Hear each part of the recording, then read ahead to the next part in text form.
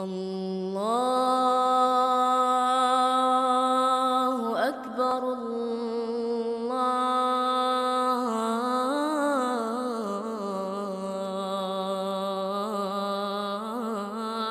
أكبر.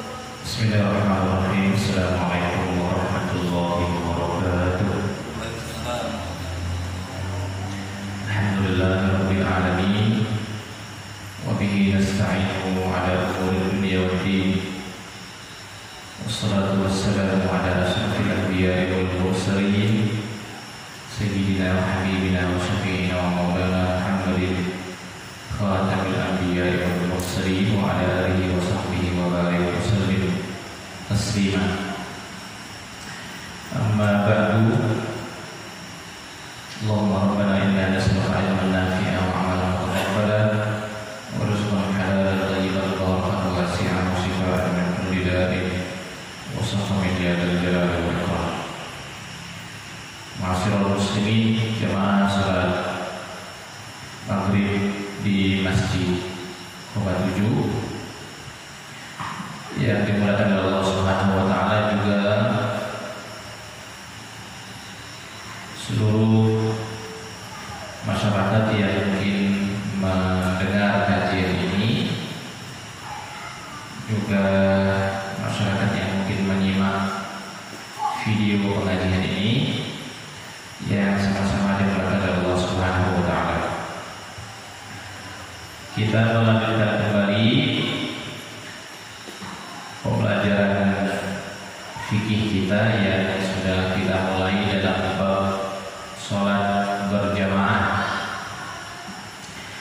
yang kemarin sudah kita bahas tentang keutamaan sholat berjamaah, lalu kemudian hukum sholat berjamaah di masjid khususnya, lalu kemudian sebab-sebab yang membolehkan atau bahkan membuat orang dianjurkan justru sholatnya di rumah, gitu ya. Yang paling mendasar kemarin itu adalah karena sebab sakit, gitu ya. Nah, terlebih dalam kondisi pandemi seperti ini, memang lebih dianjurkan yang sakit itu sholatnya di rumah saja, jangan ke masjid.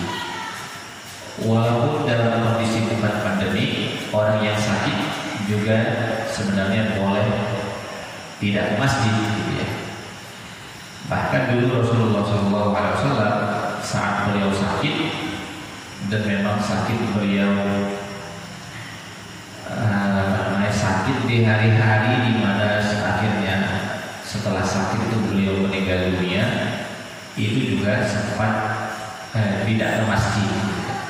Nah, jadi ibaratnya kita melihat dan menyadari bahwa di dalam ajaran Islam itu sangat rasional sekali, gitu ya, masuk akal. Dalam kondisi sakit diperbolehkan tidak ke masjid, atau bahkan dianjurkan untuk tidak ke masjid. Dan di kesempatan ini kita masuk dalam pembahasan berikutnya seputar imam, seputar imam sholat. Kita mulai dengan syurut sihhatil imamah awil jamaah, syarat imam. Jadi kita maklumi bahwa sholat berjamaah itu minimal butuh orang dua cuma ya. Satu imam, satu makmum. Jadi tidak banyak-banyak, cuma dua. Nah, kalau ada dua orang atau lebih, itu dianjurkan sekali untuk berjamaah, dan satu di antaranya diangkat atau diposisikan sebagai imam, dan satunya lagi sebagai makmum. Nah, apalagi kalau seandainya jamaahnya banyak, puluhan, ratusan, dan seterusnya, maka sudah barang tentu bahwa ada di antara mereka, satu di antara mereka itu kita jadikan sebagai imam. Nah, syarat sah imam itu kita baca nanti ada beberapa hal di sini. Yang pertama adalah beragama Islam, itu pasti ya. Kenapa ini diulangi? Supaya tidak bias, dan supaya tidak berlebihan. Khawatir nanti ada orang yang bukan Islam kita jadikan sebagai imam sholat, gitu ya. Kan di sini baca Quran, gitu ya. Ada non Muslim bayar zakat. Sebenarnya itu bahasanya tidak pas, karena orang non Muslim tidak diperintahkan atau bahkan tidak dianjurkan bayar zakat. Ya sebut saja misalnya bantuan sosial boleh. Orang non Muslim misalnya disebut berkurban. Sebenarnya itu kurang pas, karena berkurban itu sendiri bukan untuk mereka. Nah, bias-bias seperti ini khawatirnya nanti akan malah berimbas kepada ada orang non-muslim misalnya kebetulan ngajinya bagus, akhirnya dijadikan sebagai imam sholat. Nah, khawatirnya ke sana, makanya syarat Islam ini itu terus diingatkan bahwa ibadah sholat ini adalah perkara khusus agama Islam, nggak boleh dicampur dengan orang non Muslim. Jadi toleransinya adalah ini acara khusus kami, yang lain mohon maaf tidak boleh masuk dulu. Ini acara khusus kami, kira-kira begitu ya. Sama lah misalnya zakat ini adalah sebenarnya ini khusus untuk kami, yang lain ya silakan menamakannya dengan selain zakat, jangan zakat, namakan saja bantuan sosial dan seterusnya ya. Saya tidak mau berpanjang lebar, yang jelas salah pertama adalah Islam. Yang kedua adalah al-aql, berakal. Ini pasti karena orang yang gila yang nggak boleh dijadikan sebagai imam. Nomor 2. Nomor 3 adalah baligh, sampai umur. Nah, sampai umurnya itu ya kalau laki-laki ya, misalnya biasanya dia ditandai dengan mimpi yang mengakibatkan dia keluar sperma. Jadi kita sebut saja seperti itu, mimpi. Spesifiknya mimpinya itu adalah keluar sperma. Atau kalau dia tidak mimpi, nanti dia misalnya ada beberapa orang yang menurut pengakuannya mereka tidak bermimpi. Nah, tapi kalau dia tidak bermimpi, asalkan memang ada perubahan fisik dari fisik anak-anak ke fisik remaja, itu sudah dianggap sampai umur. Kan kelihatan perubahan fisik anak-anak ke remaja. Misalnya perubahan suara, dari suara anak-anak menuju suara remaja, dimulai dengan suara yang lebih ngebas gitu ya, suara-suara seperti itu. Kemudian misalnya perubahan di anatominya, memang fisiknya dia sangat tinggi, kakinya sudah lebar gitu kan. Kemudian ada beberapa tumbuh kumis misalnya ya, tumbuh sedikit jenggot misalnya, atau tumbuh bulu kemaluan dan seterusnya.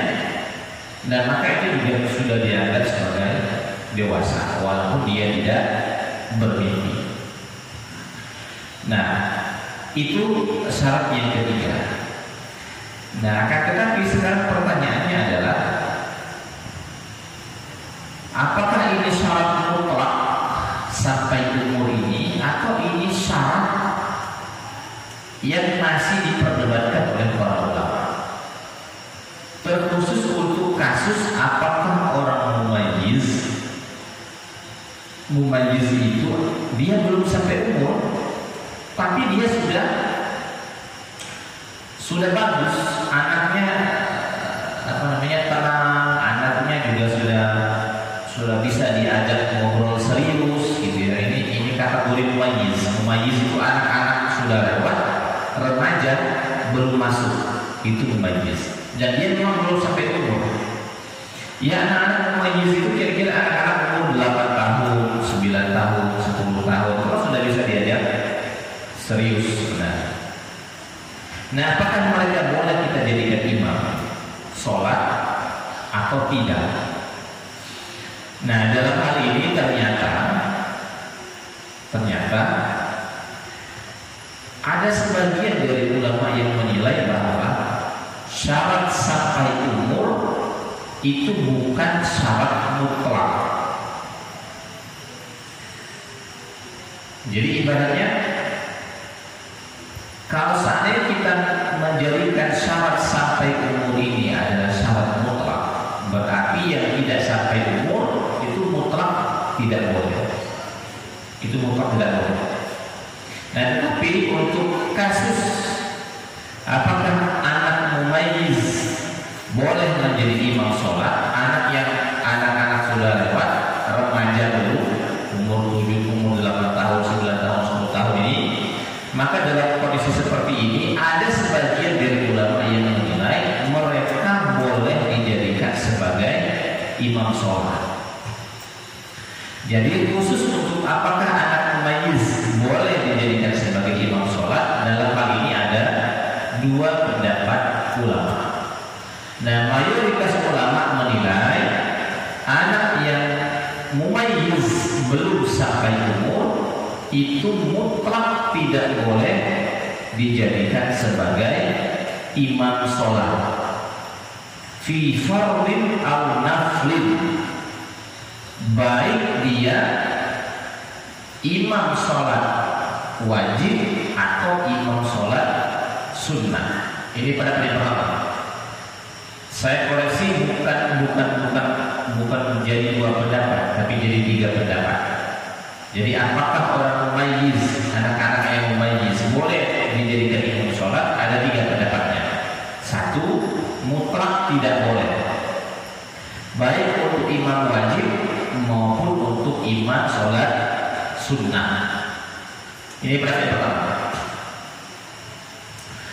Pendapat yang kedua, wa fi fardil faqat indal Malikiyah wal Hanabilah. Pendapat yang kedua ini menilai anak yang mumayyiz itu tidak boleh mengimami sholat fardu saja, untuk sholat sunnah boleh.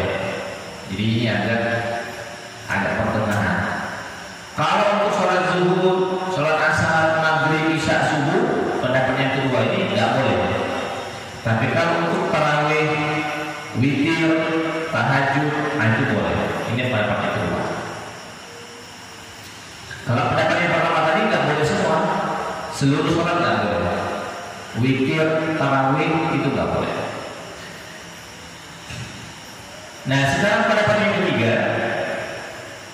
Pendapat yang ketiga ini adalah pendapat yang membolehkan, yajuz iktida'ul baligh bis-sabiyil mumayyiz.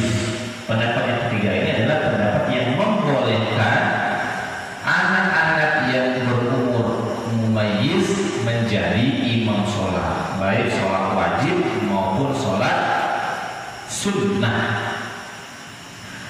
Tentunya pendapat yang membolehkan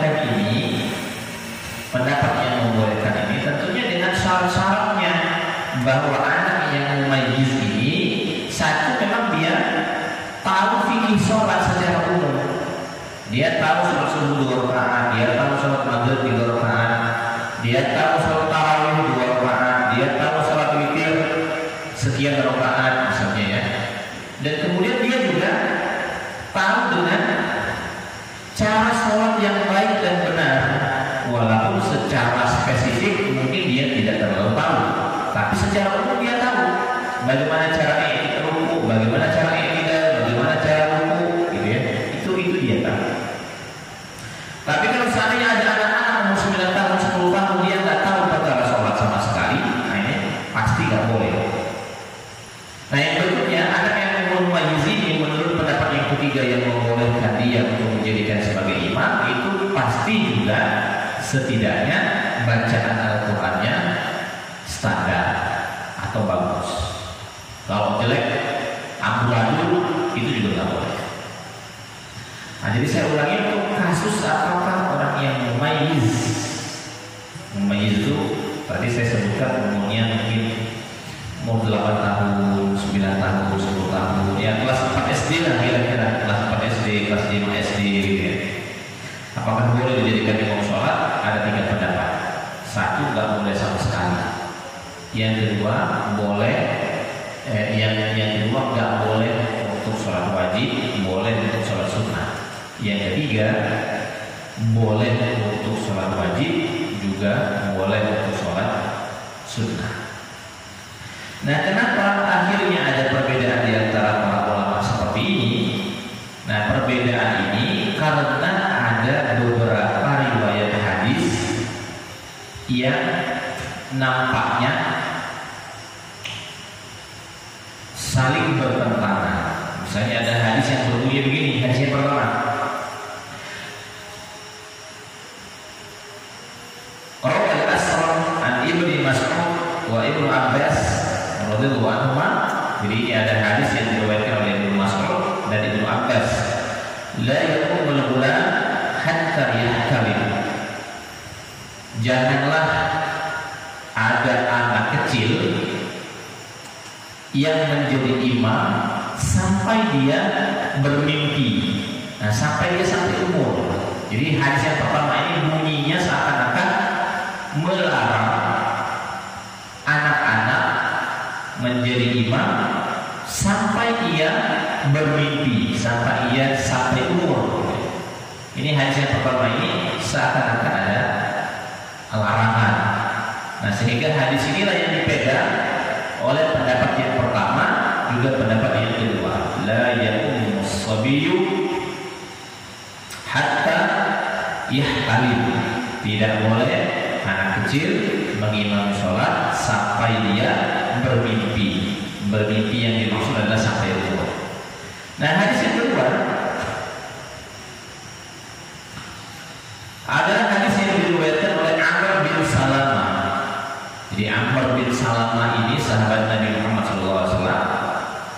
Katanya, amamtu ala ahdi Rasulullah sallallahu alaihi wasallam wa ana gulam ibnu sab'i sinin. Ini cerita Amr bin Salamah. Amr bin Salamah ini nanti dia dewasa. Saat dia dewasa dia bercerita. Katanya begini, dulu di masa Rasulullah Shallallahu Alaihi Wasallam saya itu pernah ngimam. Dulu di masa Rasulullah masih hidup, saya itu pernah ngimam, dan pada waktu itu saya itu umurnya 7 tahun. Nah, yang terakhir ini, hadis yang terakhir ini, inilah yang dipegang oleh para ulama yang membolehkan anak kecil menjadi imam sholat. Terutama ini dalam mazhab Syafi'i ulama ya. Yang terakhir ini pendapatnya dalam mazhab Syafi'i yang membolehkan anak kecil imam sholat. Tapi tetap anak kecil yang dimaksud adalah anak kecil yang mumayyiz, yang masa kanak-kanaknya kira-kira sudah lewat, tapi masa remajanya belum sampai. Ya mungkin anak-anak yang misalnya di rumah tahfiz, misalnya ya dididik, dia masih SD, kelas 4 SD, kelas 5 SD. Nah, yang begini sebenarnya bisa kita manfaatkan, bisa kita didik dia untuk menjadi regenerasi, menjadi imam sholat. Itu sah secara fikih. Walaupun ada ulama yang tidak menilainya sah, tapi pendapat yang berkembang yang masyhur khususnya di Indonesia itu sebagian besarnya adalah pendapat yang menilai bahwa sah sholat diimami oleh anak kecil. Nah, cuma saja agar wanti-wanti menjauhi perdebatan yang terlalu serius, biasanya Pendapat yang kedua ini yang dianggap pendapat yang agak tengah. Anak kecil itu dijadikan imam sholat sunnah saja. Untuk sholat wajib tetap lebih diutamakan orang dewasa. Sebenarnya untuk sholat sunnah juga tetap diutamakan orang dewasa. Sebenarnya untuk sholat sunnah saja tetap lebih utama orang dewasa. Tapi kalau seandainya diimami oleh anak kecil itu boleh-boleh saja.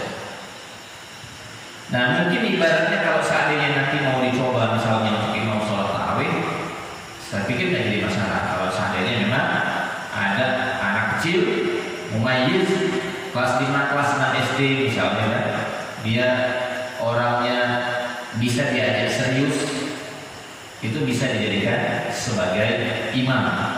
Bukan hanya di rumah tentunya, di masjid ya. Kalau di rumah kan sudah pasti ya. Kalau di rumah yang jadi makmum bapaknya, ibunya misalnya yang pasti untuk mendidik ya. Nah kalau seandainya mau dijadikan imam di masjid itu boleh-boleh saja. Nah sekali lagi ini untuk syarat yang ketiga. Jadi syarat sampai umur itu adalah bukan syarat mutlak, itu syarat yang khilafiyah di antara para ulama.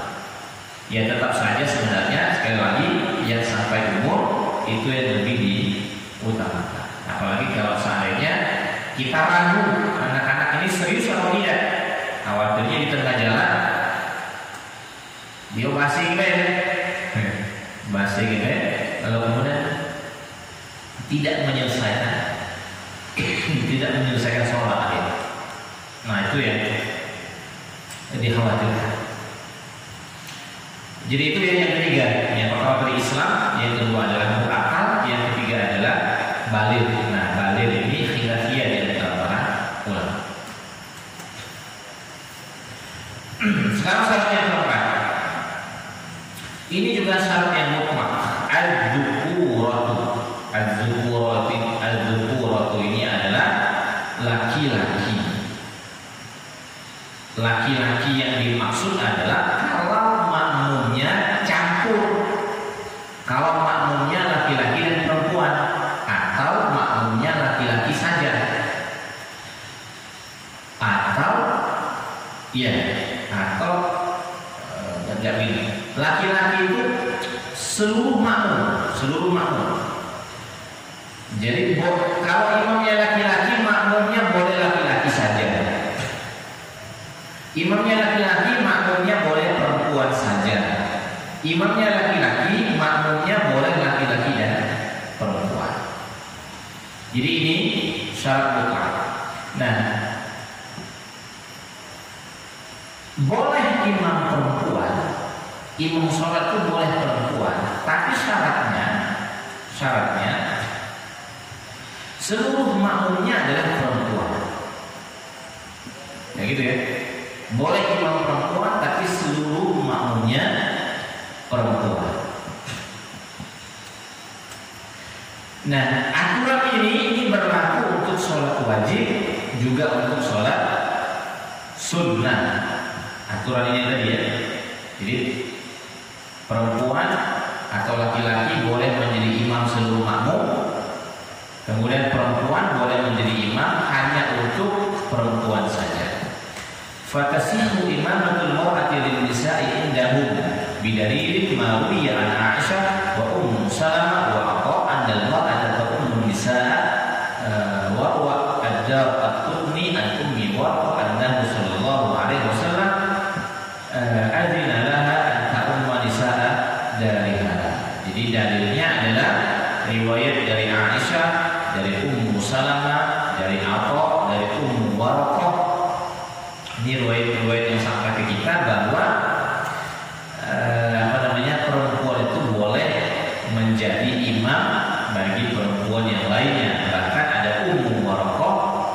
Ummu Warqah ini nama orang, beliau diizinkan oleh Nabi untuk jadi imam untuk perempuan-perempuan yang ada di dalam rumahnya. Itu menjadi masalah.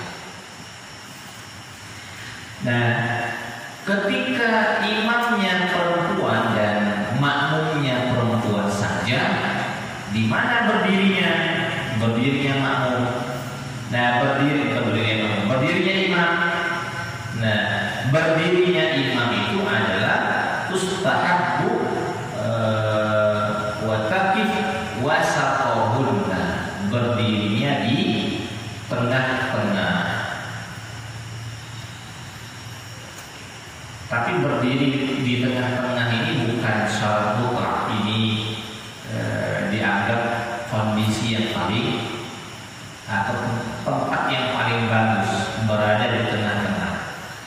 Di tengah-tengah saf pertama maksudnya ya. Kalau kita imam laki-laki kan di tempat sini ya, terpisah depan sekali. Nah, kalau imamnya perempuan dan jemaahnya perempuan, dia mundur di saf yang paling pertama, di tengah-tengah. Ya, kalaupun seandainya mau beda, paling bedanya selangkah lah, bukan selangkah sih, 1 ilan.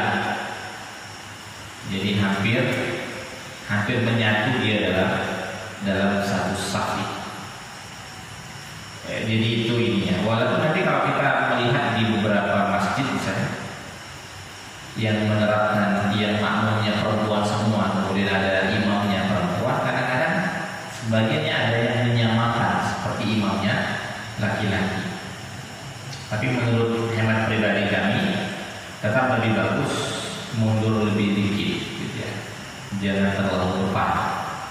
Karena kalau dia mundur lebih dikit sebenarnya, ya dia posisinya lebih dekat dengan kawan-kawan yang lain dan dia otomatis suaranya juga tidak harus terlalu kuat. Terlebih kalau seandainya didukung dengan mikrofon. Kalau ada mikrofon, yang mikrofon dalam lebih diutamakan. Jangan mikrofon luar, karena kalau mikrofon luar suaranya adalah suara perempuan, khawatir nanti persepsi yang mendengar itu langsung suuzon, gitu kan? Padahal yang jadi imam itu untuk jamaah perempuan saja. Untuk di masjid-masjid umum mungkin agak jarang ini. Ini biasanya ada di sekolah-sekolah, ada di kantor-kantor, ada di pesantren-pesantren, gitu ya. Yang memang mereka punya jamaah khusus perempuan yang memang ramai di masjid.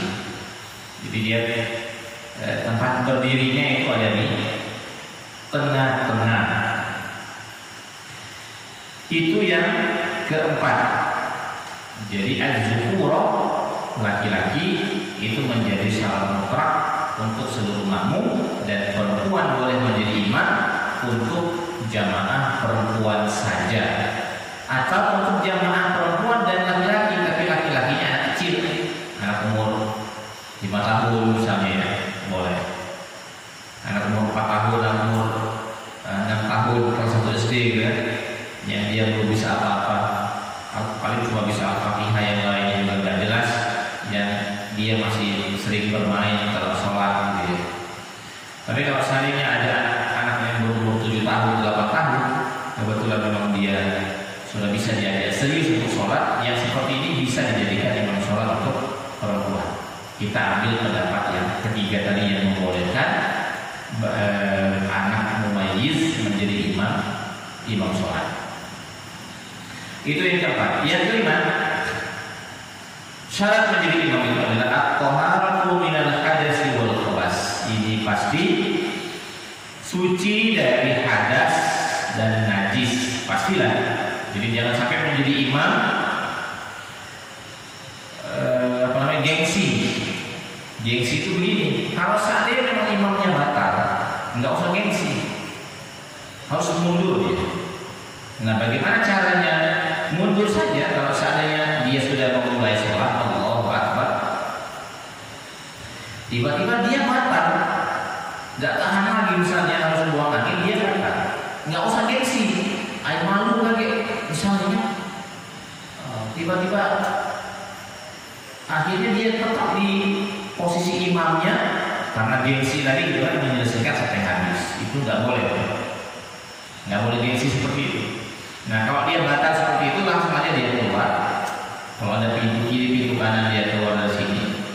Nanti secara otomatis yang ada di belakang itu harus dengar kalau imamnya meninggalkan posisi imamnya, itu salah satu di antaranya harus maju melanjutkan imam, melanjutkan imam. Tapi kalau sudah dari awal Allahu Akbar, surah Al-Fatihah, sudah baca surat, dia ingat, oh iya, kata imamnya misalnya, saya ini belum wudu, gitu kan? Bagaimana caranya? Harus dia batalkan. Dia nggak jamaah, mohon maaf jamaah, gitu kan? Saya belum berwudu, lupa, mohon maafnya. Dan itu masalah. Nah, nanti jamaahnya akan memulai dari awal, dari takbiratul ihram baru. Tapi kalau seandainya sudah dari awal memang suci, di tengah jalan berhadas, kemudian imamnya keluar, nah maka tinggal melanjutkan saja di mana posisi imam pada waktu itu. Kalau imam sudah baca Al-Fatihah, lanjutkan baca ayat. Kalau imam sudah baca ayat, tidak selesai misalnya dia baca Al-Ikhlas, qul huwallahu ahad Allahus samad, batal. Kemudian imamnya keluar, nah lanjutkan saja Al-Ikhlasnya. Boleh diulang qul huwallahu ahad dari awal, lanjutkan sampai habis. Lebih utama. Kemudian seperti biasa saja, seperti biasa. Jadi jangan gengsi. Kalau dalam kondisi terjadi keluar hadas atau terkena najis. Apa contoh terkena najis? Ya kalau sebatas darah nyamuk misalnya itu enggak terlalu. Kalau misalnya kotoran cecak itu sebenarnya gimana kotoran cecak itu ya? Agak sensitif sebenarnya kotoran cecak itu karena diomongin dikit lumayan gitu. Lumayan. Agak sensitif juga gitu. Kalau saya secara pribadi sih kotoran cecak itu dianggap bisa membatalkan, karena apalagi kalau dia baru penuh kan. Yang paling memungkinkan dan disepakati itu adalah kalau misalnya imamnya tiba-tiba mimisan, keluar darah banyak, itu mundur aja jadi imamnya, kalau usah dipaksakan. Tidak apa-apa jadi omongan biasa lah. Masyarakat kita kan sebagian kalau yang bagus diomongkan, yang jahat diomongkan juga. Santai aja, santai. Jangan kobat gitu kan. Tiba-tiba ada kejadian seperti itu, ada kobat ya jadi imam karena malu. Nggak ada usah. Apalagi misalnya ini kasus kalau misalnya imamnya kadang-kadang kan ada imam yang lupa baca ayat. Apa ayat selanjutnya? Nggak usah malu. Santai aja gitu, santai. Jangankan kita. Baru-baru ini saya lihat ada video di YouTube itu. Ada teman-teman yang berusaha mengumpulkan imam Masjidil Haram lupa baca ayat. Oh ternyata imam Masjidil Haram pernah juga lupa ayat. Lupa itu mereka diamnya, tidak bisa melanjutkan ayat setelah itu apa. Akhirnya dari belakang diingatkan. Jadi sekelas imam Masjidil Haram saja yang memang tugasnya, tupoksinya adalah jadi imam, digaji besar loh kan? Digaji besar itu maksudnya fokus. Jadi orang yang jadi imam di Masjidil Haram itu bukan nyambi. Kalau kita kan nyambi, jadi imam itu anak hadal namanya. Mereka enggak, di absen, digaji besar, dikasih rumah segala macam. As-Sudais, Imam As-Sudais itu kata sebagian vlogger Arab Saudi itu rumahnya ada 3 besar-besar kalau rumahnya kan, fasilitas dari Saudi untuk imam besar di Masjidil Haram. Bahkan komplek rumah beliau satunya saja itu mungkin bisa dijadikan 10 rumah gitu kan. Ada masjid di rumahnya. Saya lihat salah satu sopir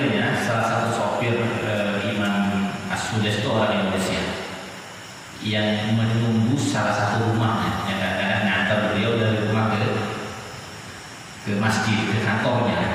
Ya pasti nanti ada iring-iringan polisi gitu kan. Tapi dia yang nyupir mobil untuk As-Sudais. Saya di masa pandemi ini kadang-kadang melancong kemana-mana lihat YouTube gitu kan.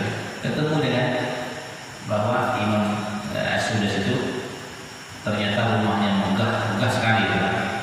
Nah itu saja As-Sudais, Imam As-Sudais itu juga pernah lupa ayat. Disantai lah lupa disantai. Jadi itu. Nah walaupun sebenarnya memang bagusnya jadi imam itu untuk ayat-ayat yang dibaca itu setidaknya ayat-ayat yang memang dihafal sudah hafalannya lumayan lah, lumayan. Jangan yang baru dihafal, karena kalau yang baru dihafal memang gampang. Tapi kalau yang sudah ada lumayan, sudah pernah berkali-kali diulangi, nah itu saja dijadikan sebagai bacaan.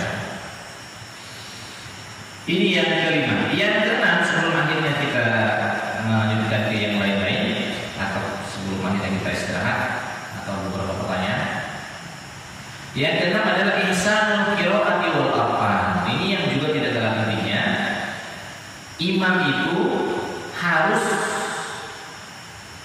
bagus bacaannya dan mengerti faham rukun-rukun sholat. Nah, ihsan dalam membaca itu tadi setidaknya tajwidnya standar. Ya standar lah. Standar yang paling ketahuan itu panjang pendek. Ya. Kalau panjang pendeknya masih salah, itu sebenarnya jangan dulu jadi imam.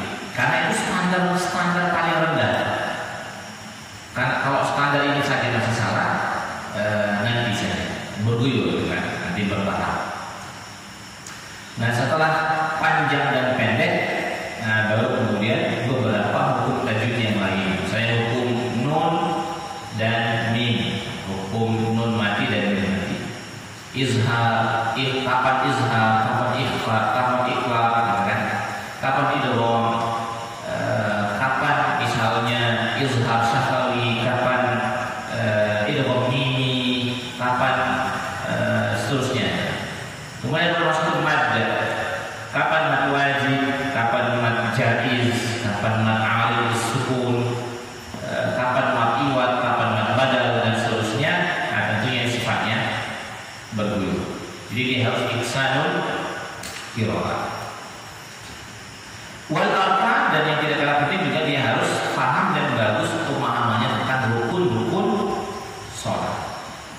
Ini penting pemahaman terhadap rukun-rukun sholat. Jam berapa besok? 3 menit lagi. Oke, saya cukupkan dulu sampai di sini. Jika ada yang ingin dikomentari boleh di 6 salat utama.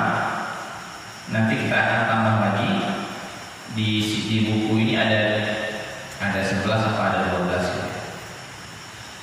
Silakan kalau ada yang ingin ditanyakan seputar tema kita pada malam hari ini atau tema yang lain juga boleh. Ya, silakan. Untuk imam itu kan kalau misalkan ada imam tetap di sebuah masjid, boleh tidak jika bacaan itu berurutan? Misalkan juz dalam beberapa hari namanya. Ya. Yang pertama memang bagusnya masjid itu ada imam tetap. Bagusnya ya. Ini sebagai bentuk kita mentauladani Rasul Shallallahu Alaihi Wasallam. Jadi ada yang bertanggung jawab secara moral dan secara teknis. Dulu di zaman Nabi yang imam tetapnya, dan orang nggak boleh jadi imam kalau ada Nabi. Jadi imam tetap di Masjid Nabawi dulu, ya Nabi, gitu kan? Orang nggak mungkin komat kecuali Nabi sudah ada. Nah, walaupun di akhir-akhir yang tadi saya sebutkan, akhirnya Nabi sakit, akhirnya Nabi tidak jadi di masjid. Nah, akhirnya Abu Bakar yang diminta untuk menjadi imam. Itu pertama. Yang kedua, kita juga akhirnya mengikut pola masjid modern yang sekarang ini ada, terutama Masjidil Haram. Nah, Masjidil Haram itu imam tetapnya bukan satu, banyak yang tetapnya, sip-sipan mereka. Ya, pada akhirnya memang manajemen masjid berkembang dari hanya sebatas imam tetap ya yang sifatnya atau apa ya, kesediaan saja, sampai akhirnya dia diangkat oleh negara menjadi PNS. Nah itu Imam Sunes itu PNS lah kira-kira, itu PNS negara, digaji oleh negara, bukan digaji oleh masyarakat, itu digaji oleh negara. Nah berikutnya teknisnya, kalau dia saya ngimam, dia ingin tetap, kemudian dia mengurutkan baca, itu boleh-boleh saja. Dia mengurutkan baca. Misalnya dia pengen memfatamkan 1 juz dalam sehari, nggak jadi masalah. Walaupun dia ngimam sholat zuhur, dia tetap melanjutkan, misalnya baca, itu nggak jadi masalah. Akhirnya dalam 5 waktu dia 1 juz, besok 5 waktunya 1 juz lagi. Asalkan dia bacanya berurutannya dari ayat 1 terus berurutan. Jangan tidak berurutan. Nanti misalnya tidak berurutan, maka dianggap kurang bagus, atau bahkan dianggap salah kalau memang dia bacanya nggak berurutan. Nggak berurutan begini, kalau misalnya rakaat pertama dia baca ayat 1 sampai 5, sebentar, kalau rakaat pertama dia baca ayat 5 sampai 10, rakaat kedua dia baca ayat 1 sampai 4, itu nggak bisa. Dalam satu surat nggak bisa. Bolak-balik. Tapi kalau dia baca rakaat pertama, misalnya dia baca Al-Ikhlas, rakaat kedua dia baca Qul ya ayyuhal kafirun, sebenarnya itu boleh-boleh saja, tapi dianggap tidak bagus. Tetap bagusnya Al-Kafirun dulu baru Al-Ikhlas. Jadi urutan begitu. Ini memang sederhana, tapi kadang-kadang di masyarakat diperhatikan. Jadi kalau seandainya yang pertama kali Al-Ikhlas, yang kedua Al-Kafirun, biasanya disengihkan. Biasanya agak disenyum ke masyarakat. Nah ini imam baru ya, karena urutannya Al-Kafirun dulu baru Al-Ikhlas. Jadi kita menghormati urutan Al-Quran. Oke, kita jeda terlebih dahulu jika ada